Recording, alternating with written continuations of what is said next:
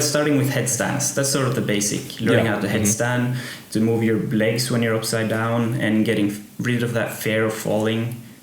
Doing some basic bodyweight exercises, like push-ups, different core exercises that will help you strengthening your body in order to feel safer and in order to make it easier to push your body into different positions and to teach your body what it's capable of.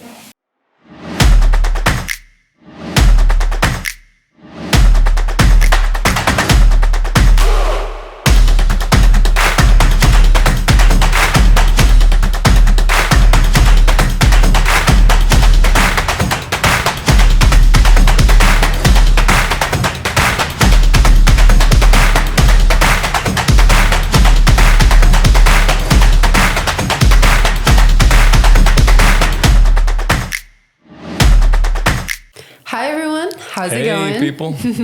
It's we're back. Oh, we're back yes, again. we are. Yeah. Back in the house. I'm all sure. We actually are in the house. And I'm Justin Oliver. And today, guys, we have a very special treat for you guys. We have somebody coming on the show, so you're gonna have to hear not just us speak. It's gonna be that must be exciting because I talk way too much. And this is somebody that we've actually wanted on the show for a long time. This is a guest. I found him, I don't know, I want to say almost like maybe 6-8 months ago, something like that. Like sometime last year when I was really wanting to get my handstand down because I've been working on it for a long time and I just couldn't figure out how to get the balancing right on my wrists. And so I was looking it up and I found this guy on YouTube.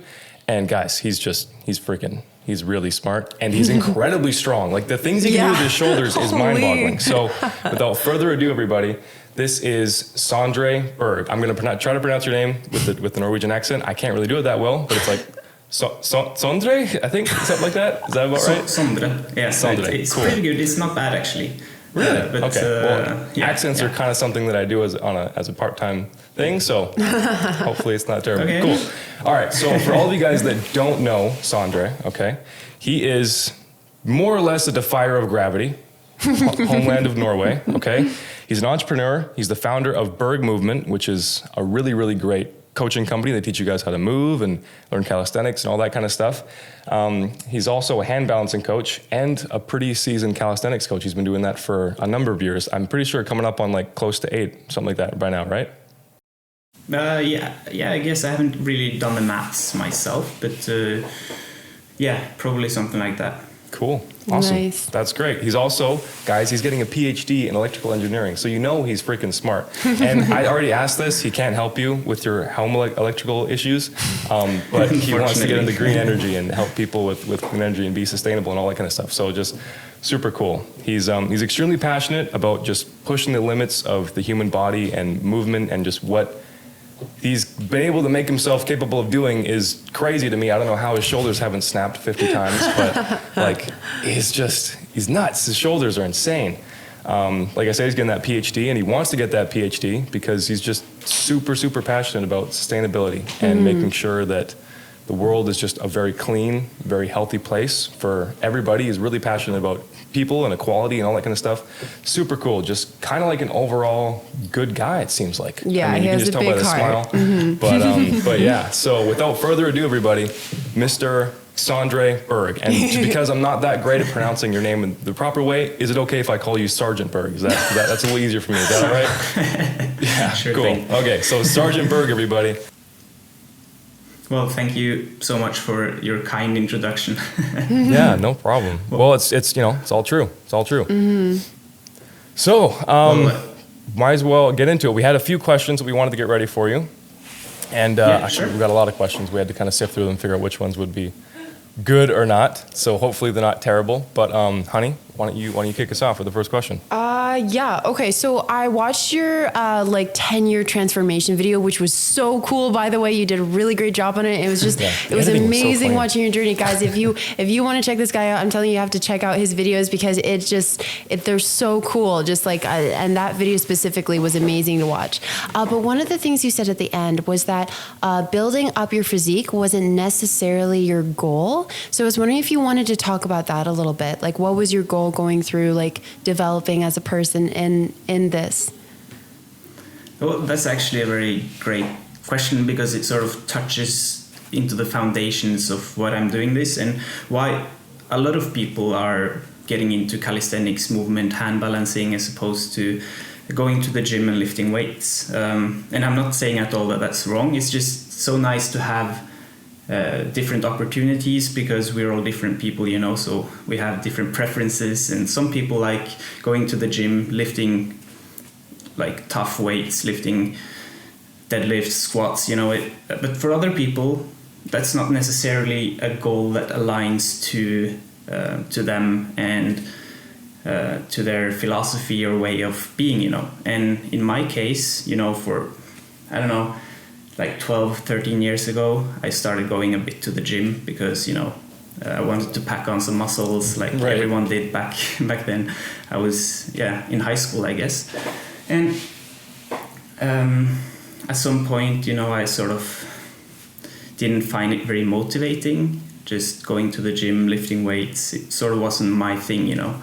And coming from a background of skateboarding, which I did like every day for something like 10 years, it's something about learning things, tricks, learning skills that appeals to me.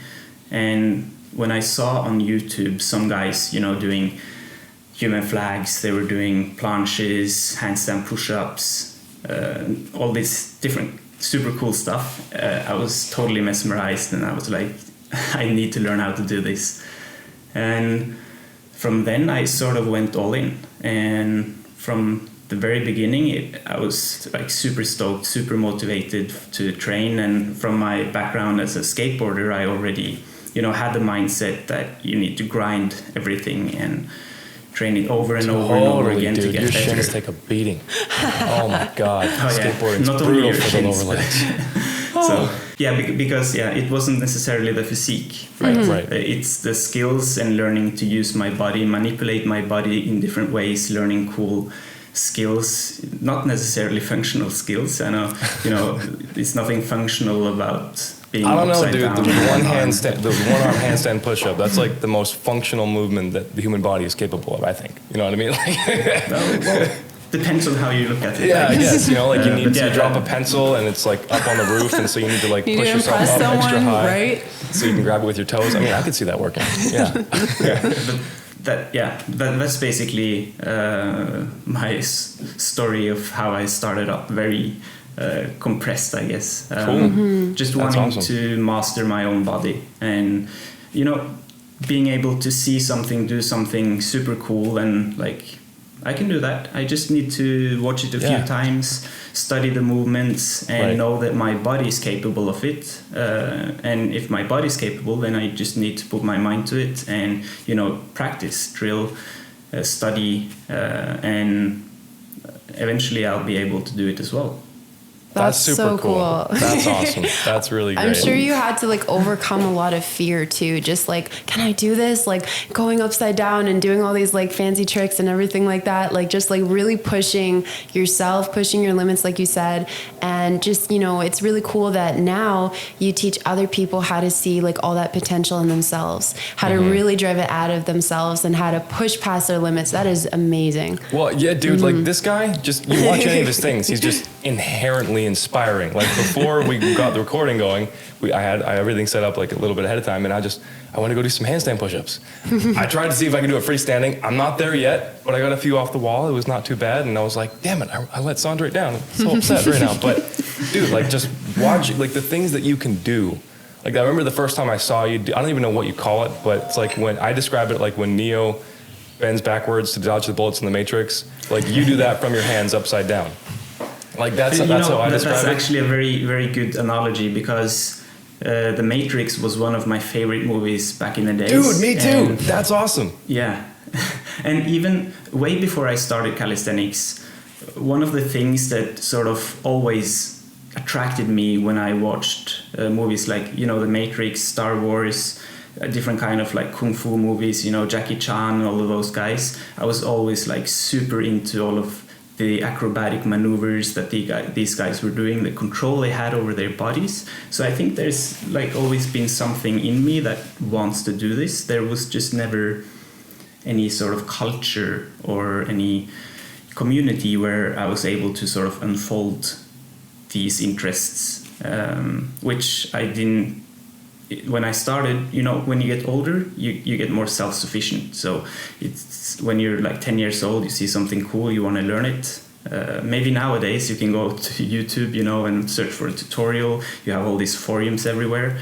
But back in the days, saying it like I'm super old, but when I was in high school, I think is when YouTube started taking off, and pretty much before that you didn't have all these resources. For sure. So now it's much easier to sort of connect with people, like-minded people. It's easier to sort of get guided.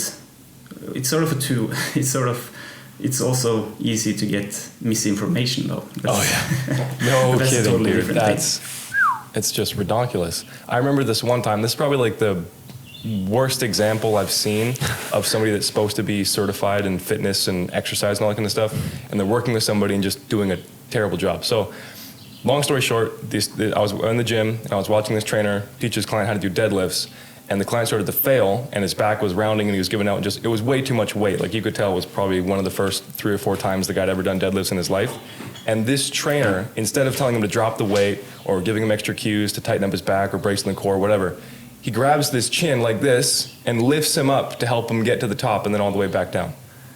And I'm like, that trainer should be fired. That's insane. Just unbelievable, the things that are out there. Yeah. But yeah, that's so cool. I honestly, I think a lot of people can share and relate to that, what you talked about. Just they have this inner desire and fascination with movement and the body and Jackie Chan and all these kinds of things. Because like, if you think about it, when calisthenics first kicked off, like it wasn't like a gradual thing, you know, like 30 years ago, nobody really heard about it outside of like your Cirque du Soleil and you do this as a career, but it wasn't like nobody was playing at school parks and doing chin-ups and pull-ups and muscle-ups and all that kind of stuff.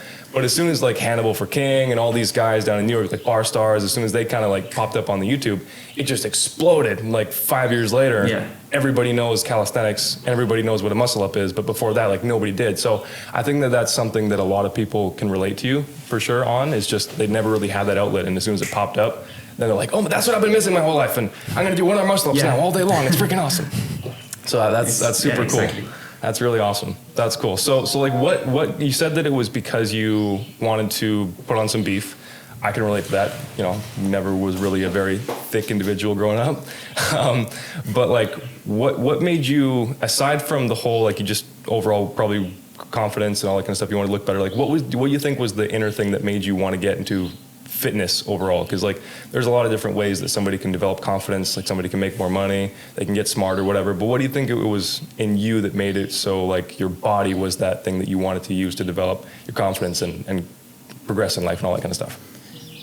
Yeah, like I said, when I first started fitness, it was just, you know, going to the gym a few times a week to pack on some weight, and that was more like a necessity, which I felt because, you know, it's cool to have muscles and, you know, and I was young. So I guess a lot of people can relate to that. Yeah, for sure. But apart from that, I didn't find it very inspiring. So that's sort of when the calisthenics and movement thing came into the picture, it totally changed everything because it was actually something that inspired me and something that I really felt good about moving. And I think that's also why I think that's important for a lot of people to sort of don't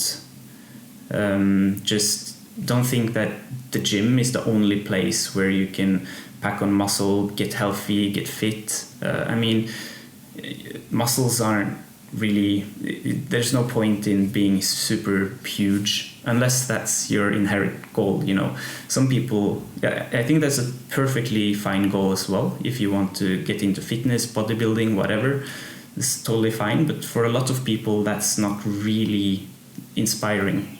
For sure. Maybe it's also not want, a lot of the times it's not even healthy. They just go way too far and it just becomes like, if you just want to be a fit, developed, strong, athletic type person, you can comfortable taking your shirt off, you don't need a whole lot of equipment. Like that's a lot of the stuff that we do with our clients when we're training them and stuff. You don't need the gym. Like maybe a set of dumbbells or some bands or something like that, depending on what you want to do. But like, I mean, you're just a prime example of this. The body, you can manipulate it in so many ways. It's crazy. Yeah, I mean, you can go to the climbing gym, you can go bouldering, you can take up a adult gymnastics class in your local gymnastics gym or whatever. There's a lot of opportunities out there if people sort of struggle to find a motivating means of staying fit, getting fit, or just staying healthy. I mean, for sure, finding a running group or whatever. I think that's like a lot more inherently it's important creative. to realize the sort of potential that is out there and all the different kinds of awesome kinds of movements and sports that you're yet to find, if that makes sense. Yeah. So just like being active, basically. Yeah. Just like making sure you're moving your body. It doesn't necessarily have to be the gym to get that movement and that benefit from that. I think everyone has the potential to be passionate about some kind of fitness. For me, it's calisthenics, movement, handstanding, all of this stuff. And I think for a lot of people, that can be very relatable as well. So that's sort of why I'm trying to push this out as a way of getting both fit, healthy, and having fun, as well as connecting with like-minded people. Because, I meet people who do all of this stuff all the time, different places when I'm traveling, or just when I'm at home, my local calisthenics group, stuff like this. And there is always something inspiring with hanging with, people who like the same things, have the same goals. Generally, all people aren't the same, but when you have something to relate to that you both are passionate about, it's super easy to connect. Totally. Nice. Totally. So one of our listeners wanted to ask you a question. So she wanted to know, have you ever worked with people who are a little bit older, like in their 50s? And if there was anything you'd recommend for women in their 50s, like training, strengthening their upper body, at home sort of things? Yeah. That's a great question. I actually recently introduced hand balancing to my mom. Cool. Oh, really? She's just above 50. That's super cool. And she's rather fit. She is, and she's running a lot. But she started pretty late, actually. She didn't find it very inspiring to go to the gym and wanted something easy that she could do at home. So I made her sort of a mini program where handstands will be the ultimate goal. But she has never ever been upside down, never done cartwheels or anything in her whole life. So we needed to take it down and start from scratch, So yeah. Awesome. So you guys are going to be doing one-arm handstand push-ups together in the next 90 days, right? No, starting with headstands. That's sort of the basic. Learning how to headstand, to move your legs when you're upside down, and getting rid of that fear of falling. Doing some basic bodyweight exercises, like push-ups, different core exercises that will help you strengthening your body in order to feel safer and in order to make it easier to push your body into different positions and to teach your body what it's capable of. For sure, totally. And I think one of the... Oh, sorry, go ahead. Oh yeah, I was just going to mention that one of the students in my app is who joined the challenge I recently had, a 3-month movement challenge where all the people could have different goals related to movement, handstanding, and calisthenics. And we were sort of the challenge was sort of to push each other to measure the progress throughout those 3 months and to support each other. And one of them was his name is Joel, and he joined the challenge together with his son. It's cool. 10-year-old Matthew. I think I saw that video on your Instagram story. That was super cool. And it was so inspiring because people, or all of the students who wanted to enter, they had to send in a video before the challenge and a video after the challenge. And this guy Joel, he not only sent me like video of the progress they had, you know, video of the skills, but also like he actually explained how it sort of improved their life and their physique and their strength over those 3 months. And they did it together and both had amazing progress. That was super cool. Yeah, Joel, he's I'm not sure how old he is actually. He's probably like 25. He looked pretty young. Yeah, so he got his son when he was 15 then, and his older son, which is now I think he's between 40 and 50, and he went from barely being able to do a headstand in the beginning to doing freestanding handstand in 3 months.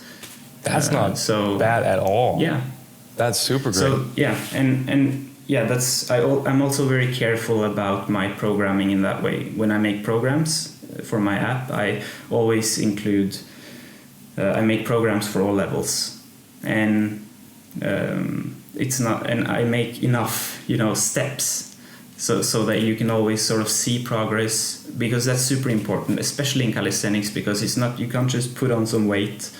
You need to have some way of measuring progress. You need to have some way of making sure that you're making your workouts more difficult, so that you challenge your body, you know. And that's where calisthenics is a bit more difficult than weight training, and also handstanding in the same sort of manner, because it's easy to get stuck doing the same thing. And right. You need to up your game a little bit every time. Add a repetition, add a set. Yeah, and you got to know the progressions and how to adjust the like, progressions and all that kind of stuff. Yeah, because you can't just pick up like a starting with 2 pound knee heavier push-ups, dumbbell. going to regular push-ups, eventually getting your legs up and further up, then doing pike push-ups, and eventually like handstand push-ups. It's like super short summary of the road to a handstand push-up, right? Right. That's cool. Yeah, so that's basically how we work, and I think that's also where a lot of people get sort of trapped by themselves and the conveniency of doing the same program. Like the perfect example is core routines. I see this all the time. People have their core routine, and what it basically means is that they're doing the same routine like 3 times a week, exactly the same routine, and just doing it for infinity. And sure, you'll maybe see some progress in the beginning, but that progress will shortly stagnate. Right. For sure. Absolutely. And, so it's important to be aware of this, no matter what you do, I guess. Yeah. To always challenge yourself. That's cool. A little bit extra. For sure, and I think that's super important, like especially with calisthenics, because like you were saying, that it is a lot. It's not necessarily a lot harder, but it's more challenging to see that instant progression consistently all the time, because like you said, you can't just pick up like a heavier dumbbell and know you're getting biceps getting stronger. You have to know the progressions and the angles and the tempo and all that kind of stuff. So I think it's super cool, especially with your app, which I'm really excited to talk about, because I got some questions about it. But just your app and having everything organized and programmed in by somebody that's, let's just be honest, probably miles ahead where most people are going to be starting out into calisthenics. To have somebody that can just take them literally every step of the way, I think that's super cool. And that's something that people definitely need, because like you were talking about earlier, like the misinformation out there, like if somebody sees in one of your videos and gets inspired to want to do a handstand push-up, and then they go and listen to some person who isn't qualified to talk about how to keep the shoulder capsule healthy and maintain all your muscle integrity and all that kind of stuff, and then they go and they tear their shoulder out or dislocate something, or they injure themselves, and like, oh my God, okay, well this is impossible for me. So I think that's super cool. I think an even bigger issue is that a lot of the guys and girls out there who are super strong and start selling programs and stuff, and posting tutorials for that matter, a lot of them may not have worked with a lot of beginners, and a lot of them may not even have started out as a beginner, because you have a lot of transferability between different sports. And if someone has been lifting weights for like 5 years, of course they're gonna have a head start when they're starting calisthenics. And some people are just naturally stronger, you know. That's just how life is. Totally. But sometimes often I see, especially with tutorials, it's like typically you just do this, then you do this, and then you do this, and you got it. And they give the impression that it's an easy way there, and that you're like, yeah, you do this one day, and then you do it for a couple of weeks, and then you do this. But in reality, it might be years of training, like structured training, where you need a proper plan for what you're doing. You need to have some sort of plan in your head, or written down for that matter, how you're going to progress this. Okay, where are your starting point? What's the next part goal? Not just the end goal. So we have like these huge goals way down there, like for example a one-arm handstand. So how I'm going to reach this, I need to make smaller goals that are achievable in the near future. And then I need to increase intensity, I need to increase difficulty part by part until I go there. And that's where programming comes in as well, like smart programming, knowing how to sort of go forward. Totally. And that was one thing that really made you stand out to me when I found you, and like Elle and I, when we watched your videos and stuff and learned some things from you. I think that you do really well, a lot better than other people in your kind of niche, I guess you would call it, is you explain the details and the context behind the details of whatever movement you're doing a tutorial on a lot better than most other people. Like with your handstand stuff, you go into the wrists and making sure your carpals are all protected, and your finger strength and all that kind of stuff, as opposed to just like you need to be able to do X amount of military presses to hold your body weight over your head. You know what I mean? So I like just having those nuances and those things that you only really get from experience. That's kind of what made you stand out to me, as opposed to a lot of other calisthenics athletes and coaches out there. Because I think you just do that really, really well, and just you break it down and make it real world for people that don't know what it's like to be upside down. But you explain it so well that like when they get into it, they kind of already know everything they're going to have to expect, and what it's going to feel like, and what they need to work on, and the little tiny smaller muscles that are involved, and stabilizing and all that kind of stuff. And you do a really good job of that. So I think that's super cool. Well, appreciate that. Yeah. I'm trying at least as best as I can, because I really want to sort of push this out to anyone. Absolutely. Yeah.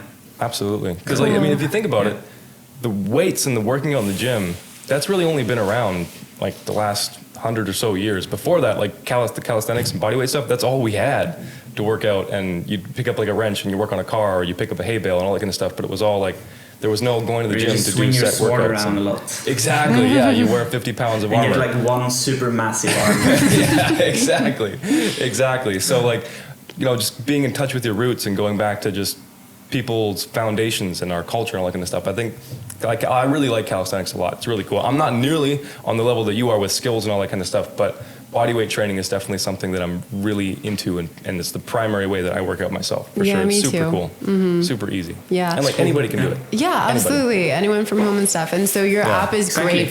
Oh, I'm sorry, what? No, I just exactly. That's the one thing with doing things online. Yeah, there's a little bit of a delay sometimes, I think. So then your app would be great for people at home, you know, people who don't want to go to the gym, building up, you know, like upper body strength and everything like that. So that's really cool. I was wondering though, how would you've talked about your style, like developing your own style with calisthenics. And I was just wondering, like, if you could talk a little bit more about like your style, like how would you describe it? Yeah, well, by style, I sort of mean, because there's a lot of creative components into the picture, and it's difficult to sort of define, because I can't say that I'm just doing calisthenics. I mean, I'm doing hand balancing and acrobatics. If I do a backflip, that's not necessarily calisthenics, right? Or if I do a one-arm handstand, it's not necessarily, you don't need to do a one-arm handstand to do calisthenics, and you don't need to do calisthenics to do a one-arm handstand. I'm still having a hard time sort of defining and answering the question like, what are you doing? That's why I usually refer to it as I'm like just doing the Berg. Just doing the Berg. Yeah. That's all I'm doing. Yeah. But yeah, my sort of personal style, I guess a lot of creative movement where I combine strength, mobility, and hand balance. Yeah.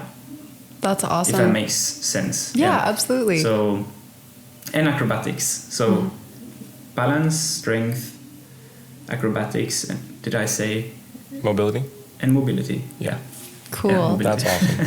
Yeah, that's cool. It's kind of reminds me of how like it's almost like a holistic approach, like with your movement, with your training and stuff. And that's the same thing with us. Is like we have to incorporate everything. Like if you just do one thing, then you're going to be weaker in different areas. But just how you incorporate everything for your whole project, for your whole for your whole brand and everything like that, then that's really, really cool because it's more of a holistic approach because you have to take everything into account. Not just one style, not just one way of doing things. 100%, 100%. And also it's really inherently functional, which is super important because like you go to the gym, you pick up a dumbbell, doesn't necessarily mean that you're a strong person just because you can curl a 100-pound dumbbell, right? But with calisthenics, because everything's involved, like you do a pull-up, your hands, your forearms, your elbows, your biceps, your traps, your scapula, like it's all, the whole kinetic chain gets involved in all these things. And because you're using your body as the resistance as opposed to something like a barbell or a dumbbell, then you develop that whole mind-muscle connection and you get to understand how everything feels and you build that whole tensile strength. And one of the things that I really personally like about calisthenics is that it just, in my opinion anyway, it's kind of a more natural way of training to make sure you're really strong for injury prevention. Because like if you think about it, nobody tears their knee because they're squatting perfectly. They tear their knee because they're doing something wrong, or the angle's off, or there's too much pressure at this range of motion when they're running on the field or something like that.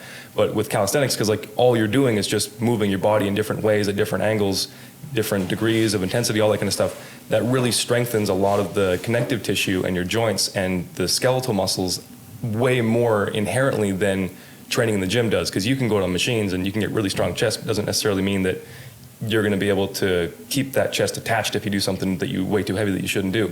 But with like a push-up, like your shoulders involved, your triceps are involved, everything's all connected a lot more inherently, I think, than just most people's workout programs.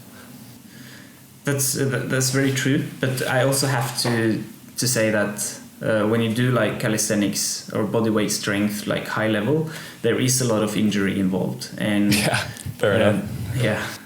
Because no matter what you do, I think that's inevitable. If you're pushing your limits, at some point you're gonna pass them, if that makes sense. Yeah, well, for sure. If you're going like to the extremes that you're going, but I was just talking more like an average person. Because and I guess that's a part of the road, getting injured, because you need to test your limits. You need to sort of find out. And we're all different too. So some people have more prone to certain injuries, for example. And especially in calisthenics, you see a lot of wrist injuries, which is in most cases due to not strengthening wrists properly. That's why I always focus a lot on wrist injury prevention, which is basically just strengthening your wrists. And you see a lot of elbow injuries, especially people training for the one-arm pull-up. And for planches. Yeah, I was going to say, the planche, that works your elbows like nobody's business. You see a lot of bicep injuries. Because you use your bicep quite intensively, even though you have a straight arm. You sort of protect your elbow by tightening your bicep, and you also use your bicep for this movement, right? So it's very common both to injure the bicep tendon attached to your shoulder as well as those attached to your elbow. Yeah, a lot of people don't know that's one of the functions of the bicep. It's supposed to elevate your shoulder and your arm and all that kind of stuff, not just bend your arm, which is really cool. And I'm happy you know that, because that shows that like you understand anatomy and your programs are a lot more effective because of that than somebody who wouldn't. Because if you don't know that about the bicep, then you can't probably program for it. And so that's really cool. I have one question that I'm really curious on, because we do a lot of work with people on like the mental side of things when it comes to health and all that. And so I'm always curious, like the way people think. What was going through your head when you got your first handstand push-up back in, like, I think it was like 2013, you hit it? Like, you're training for it, you have all this excitement about all this calisthenics that you're just learning, all these skills, all that kind of stuff, and you finally get the handstand push-up, which ends up being like your signature thing. But what was going through your head at that moment? Like, did you know that your handstand was going to be your main thing in the future, or like what were you thinking? I didn't know, but I sort of set up for it. Right, okay. Because that was like my main goal when I started calisthenics. I wanted to do a handstand push-up because they look so freaking cool. Yeah. But yeah, the feeling when you finally, and it's weird too, because there's like all these small steps, and at some point you're just able to do something.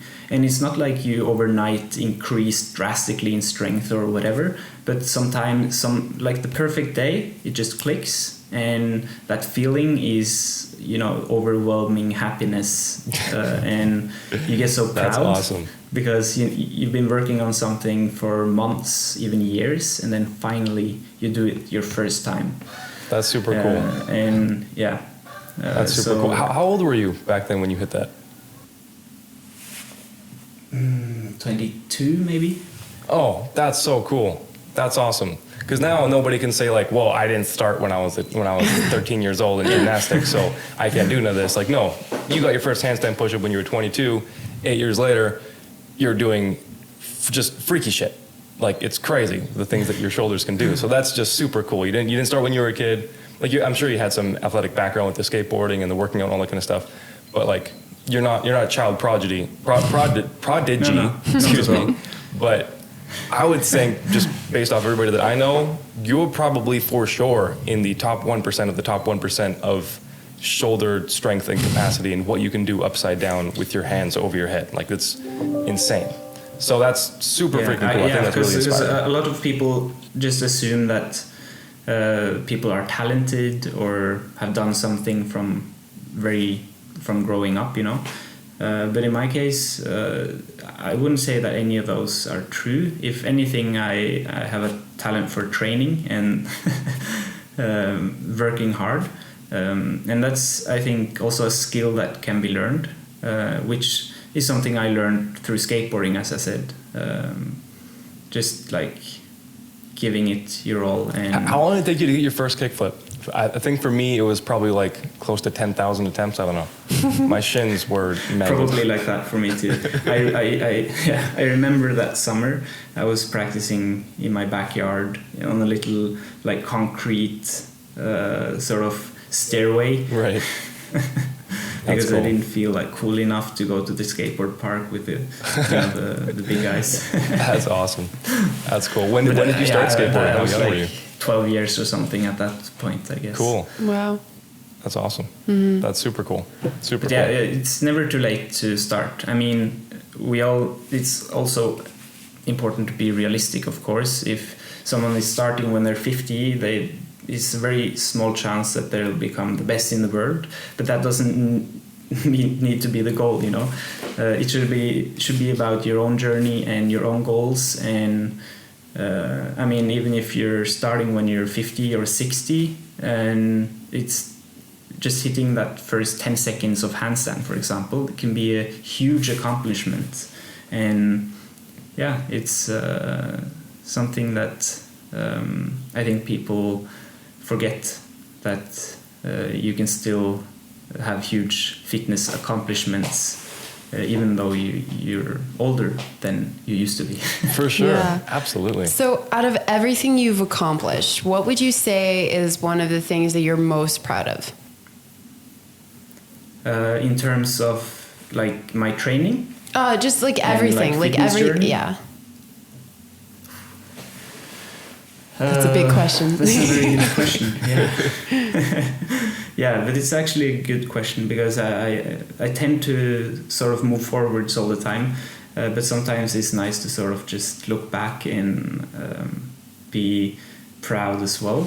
And I'm definitely proud of my fitness accomplishments, both bodyweight and handbalancing, because it's something that I've spent a lot of time, especially learning the one-arm handstand. But on the other side, I also I'm soon to be finished with my PhD degree, which is also something I think I should be proud of. No kidding. Yeah, I don't think I'm smart enough to be an electrical engineer for green energy. So, and building my business, that's been very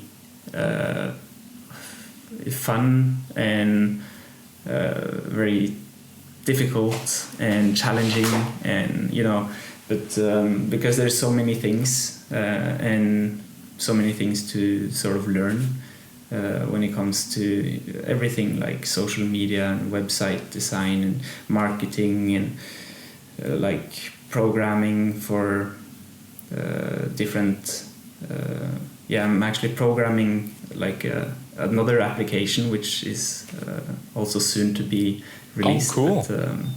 But, Can you reveal any details about it? Or is it all hush hush? Is it all under wraps? No, I can give some teaser, I guess. It's innovative. There is nothing like it out there. It's for movers of all kinds. And hopefully it will make your... and it's supposed to be free as well. Oh, cool. That's awesome. Yeah. Do you got a name for it yet? Could you give us a name drop? That'd be like the ultimate thing ever. No. Not yet. No worries. I had to try. Sorry, guys. I want to do the name drop myself. Cool. Fair enough. That makes sense. Cool. All right. Yeah. Cool. But, So we're So no, sorry. As you were saying. Well, one thing we were really interested in is because you are getting your PhD and to try to help the world with like green energy and stuff. Yeah. I'm sure you've really looked into also like the impacts like on people's health from like dirty electricity and like all these EMFs radiation and stuff. EMFs and everything like that. Hey.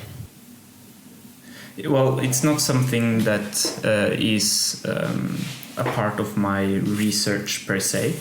My research is more oriented, more specifically, when you're doing a PhD, it's like super hardcore niche, very specific. Totally. But obviously that's like saving the planet, making the air less pollutant is obviously one of the main goals of green technologies, Right. which is sort of let's say the big picture of what I'm working with. But That's I'm more cool. like hardcore into the electrical part, and I don't think it's super interesting to to talk about. But and actually when I finish my PhD, I will have some time off to spend more time on developing my own business for some time. But I may very well get back to that part. That's cool. Eventually. So that's I'm not just something. keeping roads open. That's super cool. So that's not like you don't watch any of your videos on Instagram and see you doing the upside down Neo from the Matrix, and think that this guy's getting a PhD in electrical engineering to produce green energy. How did that happen? Like, what's your ultimate goal with that? Because it's not like a natural handstand push-ups and clean energy and they come together. You know what I mean? So like, I'm really curious. How did you get so passionate about both those things? Well, the funny thing though is that I started studying at the same time as I started calisthenics. So they're not related at all, but they sort of are as well, because I started it at the same time in my life. But I guess it's for a very long time. Like I did my studies in electrical engineering, and fitness and calisthenics and that stuff was sort of just something I did to have fun, to stay fit and healthy, and to also to connect with people with the same interests. So it was never my plan to actually make a business out of that part of my life. That was always meant to just be for myself, but then things happen, life happened. And first I wanted to, I think in 2015 I started a local calisthenics group just to sort of give people the opportunity to learn and to gather people who are interested, because there was no community. And this local group, it's actually a student union, so it's like non-profit organization where we get support from university to, you know, for rental of a place to be and stuff like this. And it grew, like it exploded. I mean, now 6 years later, the group houses almost 100 members, and there's like a huge waiting list because we don't have like trainer capacity, we don't have space to welcome everyone, unfortunately.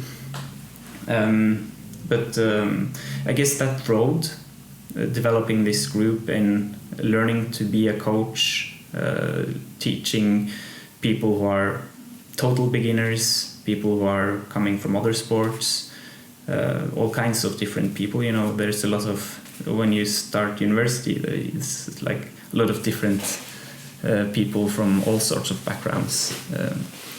So I think that sort of sparked or ignited the spark that sort of kept developing.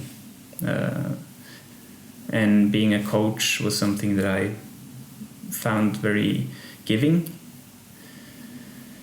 And yeah, you know, it just, the ball sort of kept rolling, and at some point I wanted to expand to international waters. Cool. That's cool. That was my next question anyway, because like, and you, that was like, it's like a perfect segue, because Elle and I, we're very entrepreneurial. Like, we started our own company, all that kind of stuff.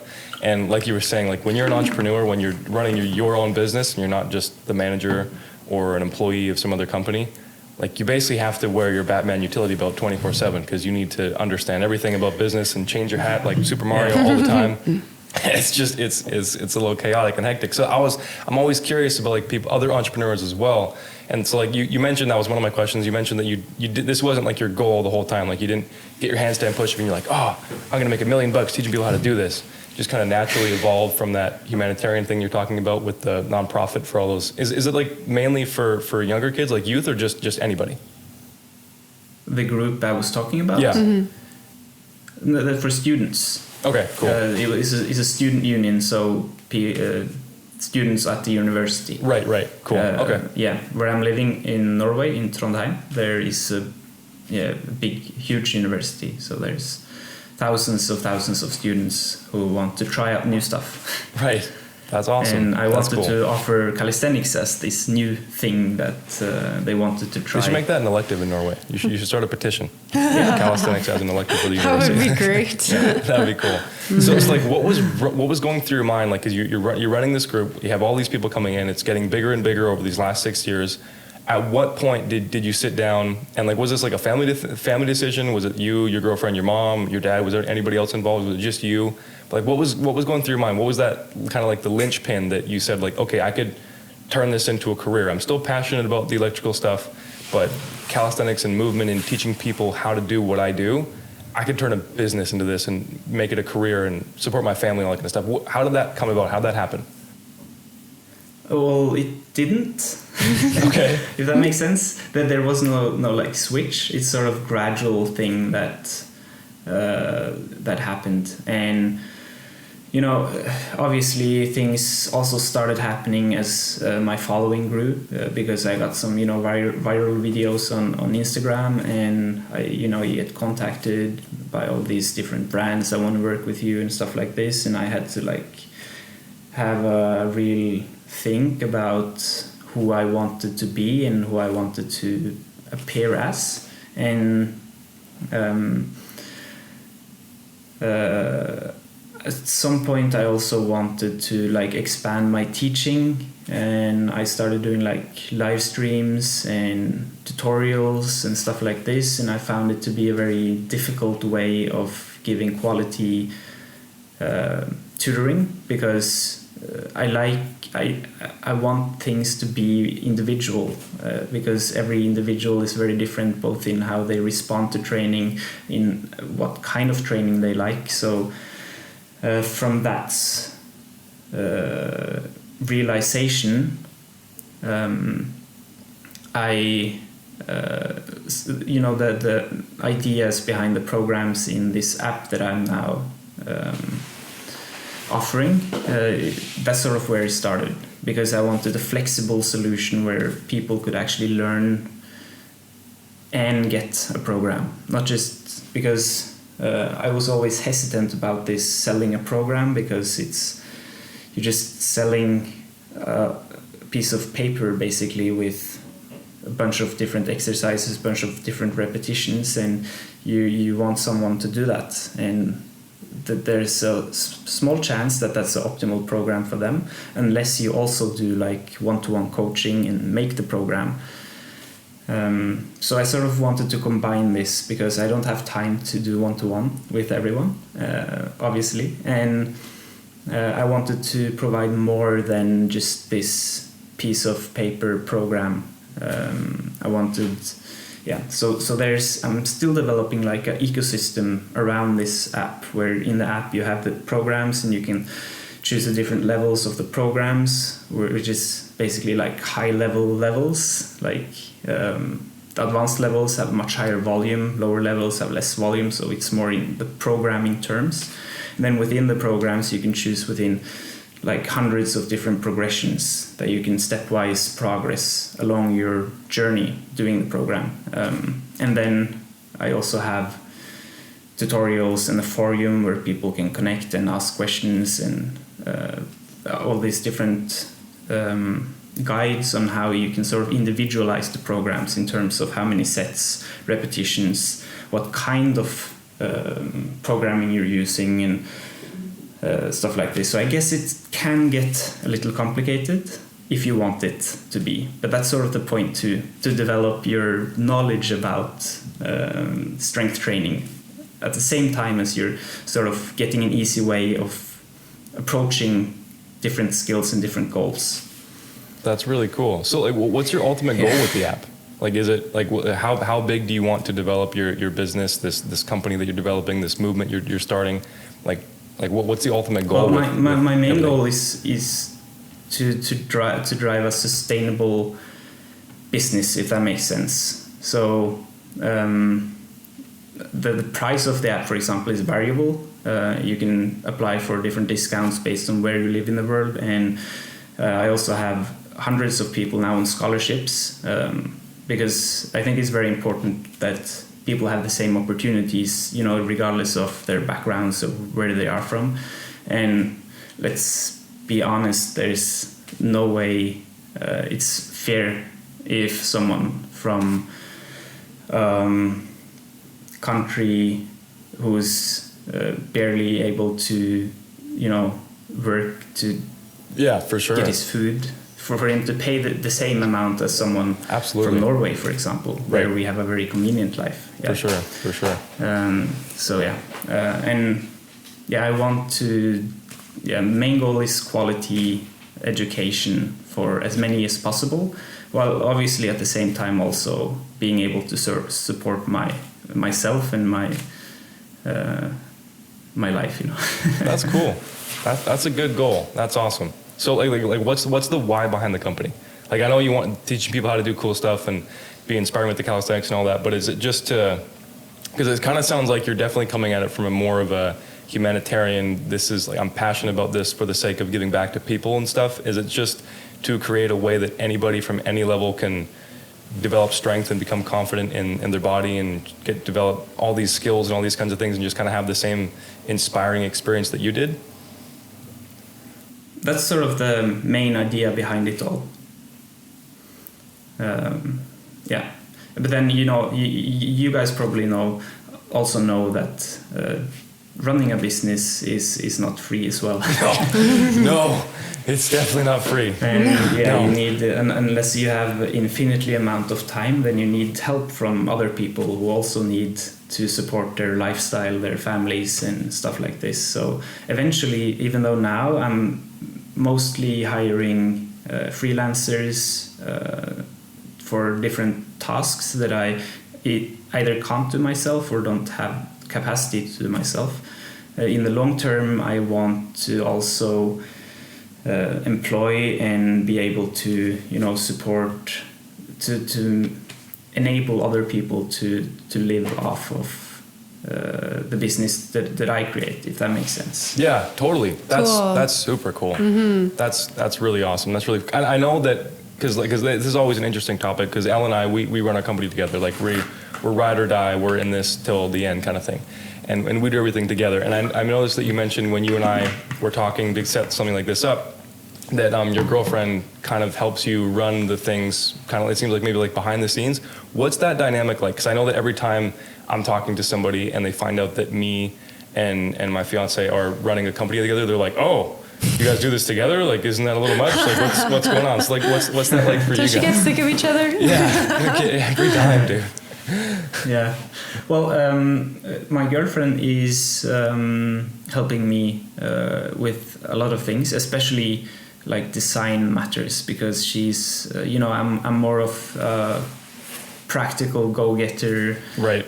Punch through everything kind of guy, Yeah, I'm just gonna handstand my way to the top of the world.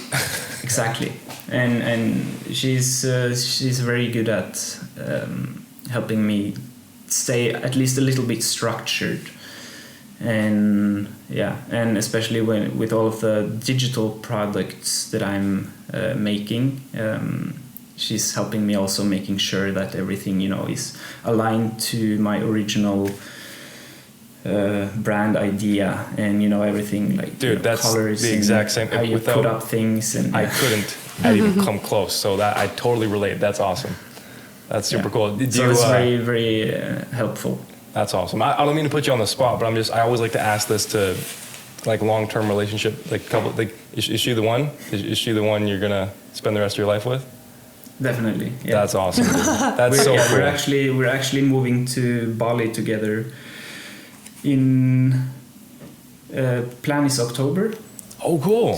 Wow, congrats. To run our businesses from there, and because we've been living in Norway for a long time now, so it would be nice with some sunny days as well. Cool. That's awesome. That's so cool. It's always so inspiring to see just loving families, because that's like, I mean, you come, like, you're in Norway, and so you guys are a lot more cultured over there, I believe, from what I've heard. Like, just overall, Europe is just a lot more in tune with their heritage than I think a lot of Canadian and American people are. And stuff, like, we just, like, it's all just a big bunch of colonies, right? Like, everybody from all over the world came over here, and they founded this country, and so kind of just got dispersed and diluted and stuff. Yeah, like that. Yeah, like nobody came over, and like Norway's always been Norway. You know what I mean? So I find that with a lot of my European friends and people that I meet from over there, they're a lot more in tune with community, their community and their heritage, and they still kind of have like that villagey type of tribe. Everybody knows everybody kind of thing.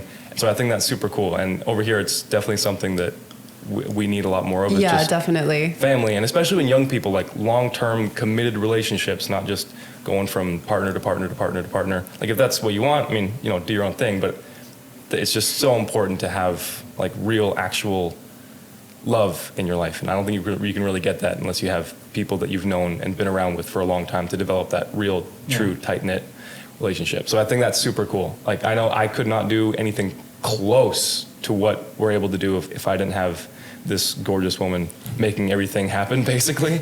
So I just always like to ask, because if you're anything like me, like, it's a disaster. Yeah, I need someone to keep me on to keep me a bit structured. Yeah, no kidding. Cool. That's awesome. So is there any chance you'll drop your hair care routine for us, or? I definitely could use some help on that one. Well, I actually get that from time to time. Really? Yeah, I bet you could, for sure, dude. You could get a brand deal with L'Oreal, no questions asked. Like, easy breezy, beautiful. Do some flips and commercials. Cover girl. Yeah. All day long, just you doing a handstand. Seriously though, my hair care routine is like best commercial like ever. one sentence and done. There's it's not a lot of. So it's just in the Norwegian blood. You guys just have like thick, luscious, long, sturdy locks. I guess maybe, but yeah, I brush it every now and then. Cool. And maybe once a week I use shampoo. Right. And yeah, that's more or less it. Fair enough. Well, I mean, like, to our female audience, and I'm sorry if that's disappointing, there's no secret. You just have to be Sergeant Berg, and then if you're not, I mean, let's do what you can, I guess. So one thing that I'm very, very, very curious about, and especially a lot of our listeners and the audience and everything, because like you do things that a normal person probably wouldn't even know is possible until they see you do it. Like it's crazy. I'm never going to get over what you're able to do with your body. So like, how do you keep your shoulders healthy? Because like you don't inherently think that putting your body weight upside down and then bending your arms as far back as they can go with all your body weight, like putting that much tension and pressure on the shoulder capsule and stuff. It's like, what do you do to maintain your shoulder health and integrity and all that kind of stuff? Like, how do you prevent injury? Do you get injured all the time? Are your shoulders pretty healthy? Like, do you wake up and they're sore every morning, or like where are you at? What do you do? My shoulders have actually been quite. I have had one like proper injury in my shoulder, and it's still kind of present actually, but it's something I can't do anything with. It's like a labrum tear, which happened back in the days when I was competing in street workout, and I did this trick on a bar where I sort of grabbed the bar and got this sort of very yeah, it was no good, and took years to sort of train around and strengthen because I didn't want to operate because it would take super long time to heal and stuff like this. So but other than this, my shoulders have been very good to me, and I think it's mostly because mostly due to learning the limits of my own body, as well as developing strength before attempting things that my shoulders aren't strong enough for. I think that's mostly and trying not to do too much repetitive things, because our muscles and our ligaments, if you do the same thing all the time, you get the same thing loaded all the time. Variability in workout programs is super, super important, especially for longevity. But specificity when you're training for a specific thing is also very important, right? So it could be just switching up grips or whatever. Yeah, or tempo or rep ranges for a few weeks or something like that.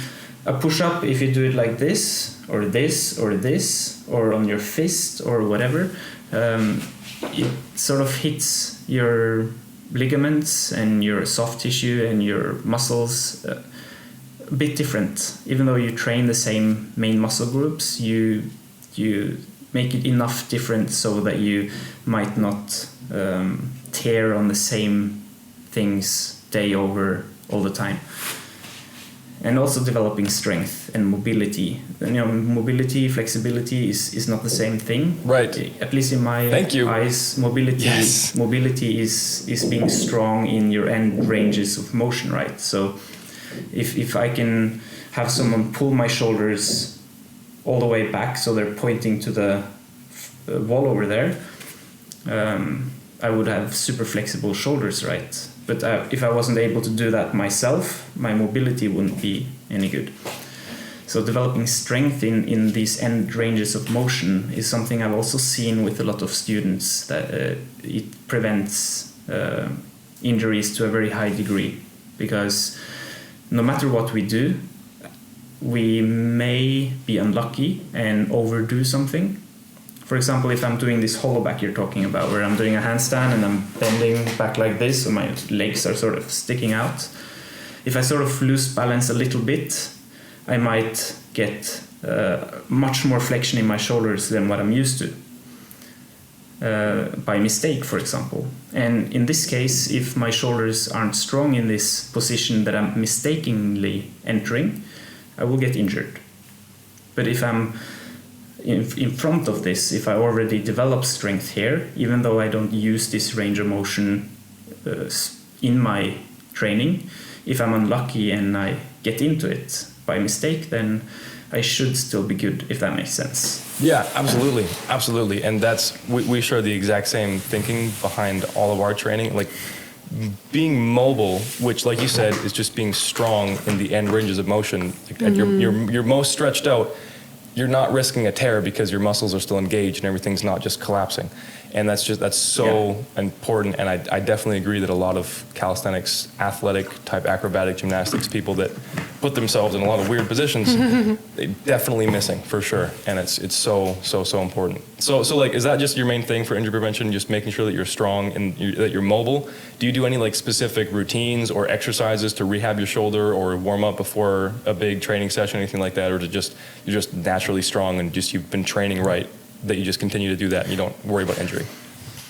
No, I do mobility training separately, and mostly specific to the goals that I have, because you don't have time to do everything. So I mean, my side split, for example, is shit because I never practice it, and it was never sort of in line with any of my end goals. That's not to say that I won't be. I very much plan on getting a side split at some point in my life. It's especially wrist mobility is important in everything I do. Shoulder mobility is also important, and back strength and mobility, core strength is super important, and not just doing sit-ups and getting a strong abs. Core is getting a strong spine or connective tissue to your spine, so you can bend in all sorts of directions. And you have your spine extensors, not just your lower back. They run from more or less your butt all the way to your neck. So sort of bracing your core with obliques, abs, the spine extensors. You also use like lower traps to stabilize your core. It's something I've been focusing a lot on. And you probably see me bending all these different directions, which is also like a slinky. Just That's cool. Okay, so I have one more question, and then I want to just finish off with just a couple audience questions, and then we'll let you get back to your day. I don't want to take up too much of your time. I really appreciate this so far. This has been super cool. Thank you so much, by the way, for coming on. If I go too long, like that's totally cool. But I'm learning so much right now. So is the handstand push, like the one-arm handstand push-up, like not just the holding, but when you come all the way down, you go back up, is that your ultimate goal, like the ultimate exercise that like once you hit this, like you can rest on a peaceful universe like Thanos, or like, is that like your ultimate? There's always the next thing, but for now, that's one of my ultimate goals. In terms of overhead pushing, that is my ultimate goal now, because I needed sort of an ultimate goal after learning to get super comfortable with full range handstand push-ups, 90-degree push-ups, and all of this. I had some time where I sort of just got stronger doing the same things, got more repetitions and increased range of motion. So I sort of felt the need to sort of step it up and get like a big hairy goal. So why not something that no one has ever done before? Right. Yeah, I don't think I've ever seen anybody do that, or even like get as close. Like, how close are you? Because like I've seen, you can drop down, you can hold it. How close are you to getting all the way back up and locking out? Pretty far away. Okay, cool. I appreciate the honesty. Yeah, but like I because like I like to say, worst case, I get super strong trying to get there. Because the main reason why I started doing like assisted one-arm handstand push-ups is because I wanted to make the handstand push-up more difficult to develop more strength. And at some point I realized maybe it can be possible, so I decided to make it a goal. But the main thing is developing, getting stronger and stuff like this. So worst thing that can happen is that I'm not able to do it ever, but I still get stronger trying to reach it, if that makes sense. Yeah, and regardless, you're gonna look super cool doing it. Like whether you get it or not, just the fact that you can even come close, like that's amazing. So like you win regardless. That's super cool. Okay, so I have one last question. Like as you know, a lot of what we do, like we come at everything from a holistic, like looking at the big picture, the macro side of things when it comes to health and longevity and all that kind of stuff. So what do you do outside of just the actual working out and the training and the physical aspect of it to make sure that you are a top class, world class athletic performer? Because like you are for sure in the echelon of human potential when it comes to body weight, movement, strength, all that kind of stuff. Like I don't think there's many people out there that are stronger. But obviously you're not just that because you work out. Like what do you do outside of your training that it supports you to reach these strength goals and be that mobile and maintain the integrity of your health and not, compromise your immune system by working out too hard or whatever? Like what are some things that you do outside of the working out part of it that support your goals and make sure that you look the way that you do? Because like your skin's phenomenal, your hair's phenomenal, like you're obviously a healthy person outside of just being able to do handstand push-ups, right? Well, I have fun. I try to de-stress. Yeah. I definitely get that sense about you're pretty laid back. It probably takes quite a bit to set you off. You don't really get stressed out over things too much. You just go with the flow. My life's good regardless. Mm-hmm. I got all 10 digits. I got nothing to complain about. I'm set. Yeah, more or less. Sometimes you always get hit by these sort of stressful situations or periods. It happens, but I try to sort of calm down, and I do like to have fun, and that's usually by moving in other ways, like climbing or going hiking. I love being out in nature, and I love researching.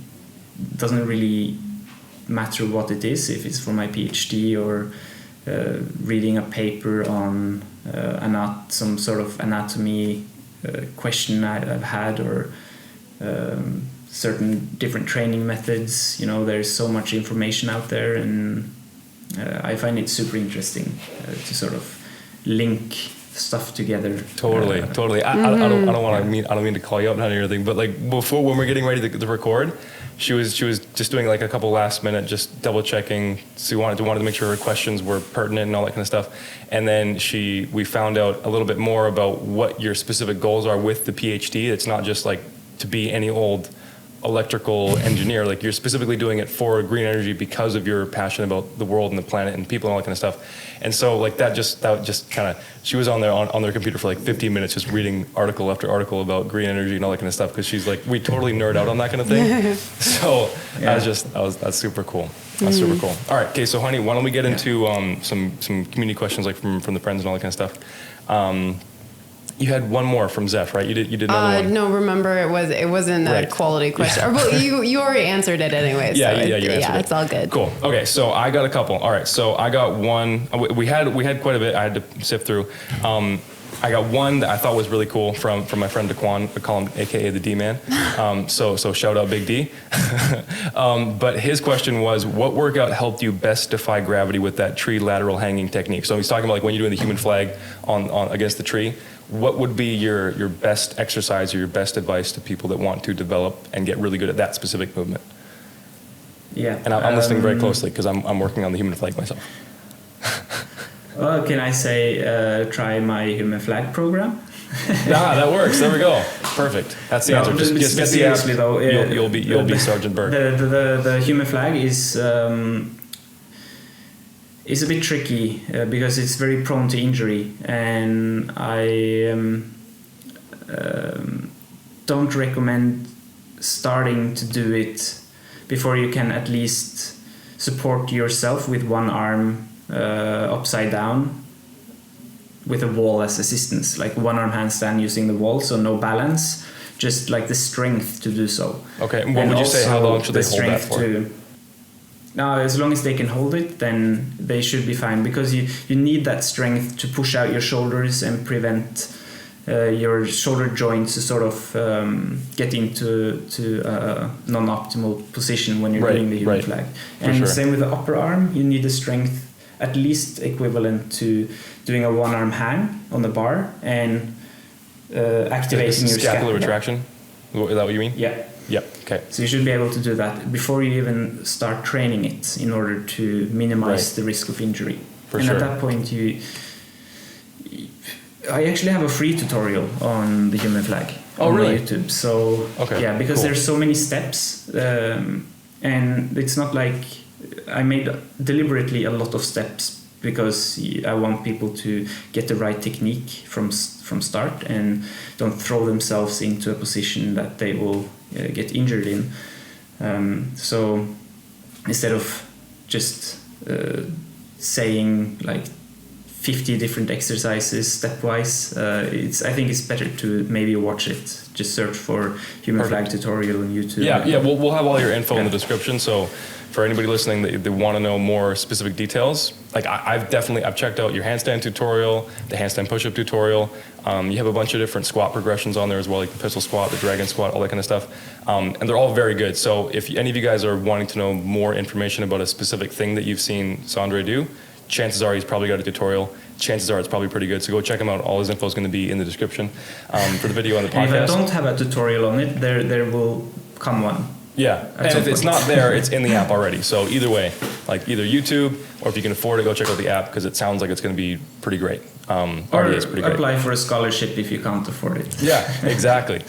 Okay, and then one more question from my buddy Matt down in Wales.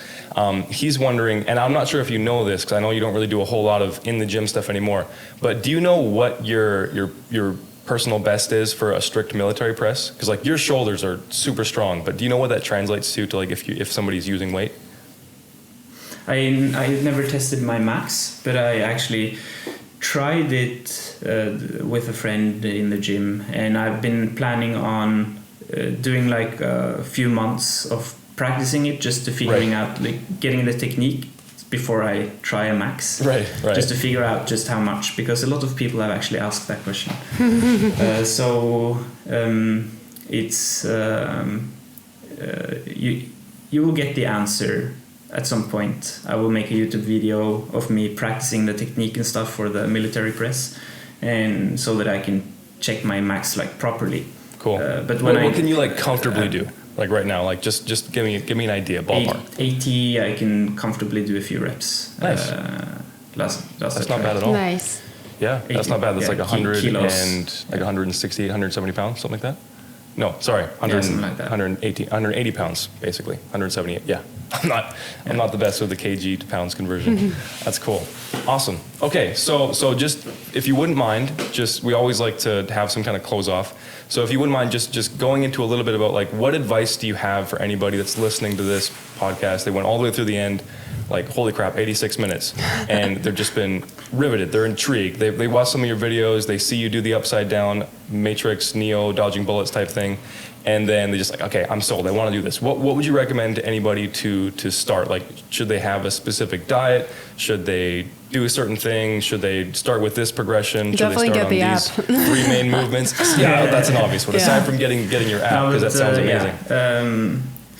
Regarding diet, just eat generally healthy. There's like no super diet. I think people focus way too much on, and I always found it super.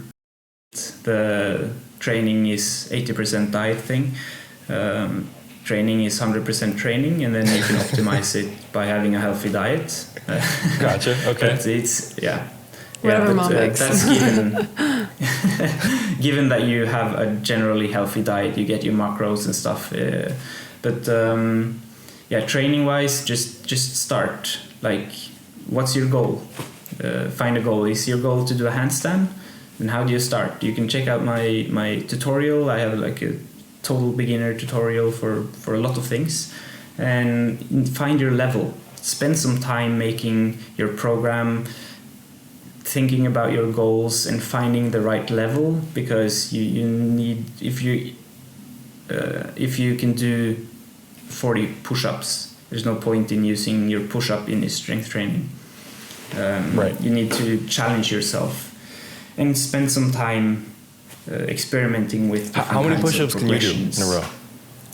I have no idea. I haven't trained push-ups for many years. Cool. I'm probably like at least 70, I'd say, minimum. Yeah. Just it's all shoulder. Your chest isn't even activated once. It's just you just. Cool. That's awesome. That's awesome. Well, thank you, Sondre, for your time. Thank you so much. Thank you for coming on here. This was very informative. I think hopefully it wasn't boring anybody. I had a great time. I thought it was a lot of fun. It was a little bit longer one, but you had some really great answers and some great information for just the world, really, because. Like anybody can start calisthenics. You don't need to have a gym membership. You don't need to be in a certain part of the world. If you have access to a tree branch or a flat surface, you can start. And I think that's super cool. And I definitely, like, that's a big reason why I wanted to bring you on. It's just because, like, this applies to anybody from any level, any athletic background, any weight class can start doing something, because there's, like, just your body, you have it 24/7. You can do anything you want with it, right? So I think that's super cool. Exactly. So thank you so much for your time. Thank you for coming on here. Guys, if you want to know a little bit more about Sondre, if this 80 minutes wasn't enough for you, if you just need more, if you want to, feel free to go and, maybe he was just being reserved for us, I don't know. But if you want to get some more hair care tips, I'm sure there's got to be something other than just brushing and shampooing once a week. There has to be something. He's just probably got some brand deal in the works that he can't really talk about. It's all confidential. He's going to put a patent on it or something. I don't know. But do some digging, because I need to know. Do it for me. But if you want to know more about him, he has a website, www.bergmovement.com. That's where you can find all of his info about his app and his programs and the different services that he offers and all that kind of stuff. He's got a YouTube channel. It's just Sondre Berg. And then on pretty much every social media platform, you're pretty much on all of them. It's just Sondre_Berg or Sondre Berg. So whatever platform is your favorite, Facebook, Instagram, TikTok, whatever, you can find him. Reach out to him, let him know you found him on the show, and I'm sure he'd give you some time and answer some of your questions, that kind of stuff. So, Sondre, Sergeant Berg, thank you very much for your time, dude. Thank you so much. This was super cool, Thank you for having me. It's been a pleasure. Absolutely. And definitely not jealous of the long locks. But have a great day, man. Thank you so much for your time. You too. Awesome. Cool. Have a great one. All right, Thank bye. you. Bye.